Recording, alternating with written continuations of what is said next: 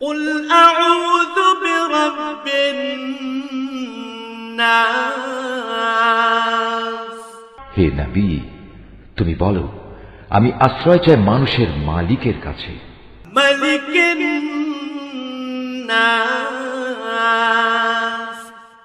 আমি আশ্রয় চাই মানুষের আসল বাদশাহর কাছে।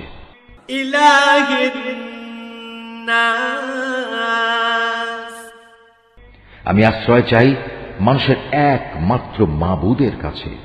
من شر الوسواس الخناس আমি আশ্রয় চাই কুমন্ত্রণা দানকারীর অনিষ্ট থেকে, যে প্ররোচনা দিয়েই গা ঢাকা দেয়।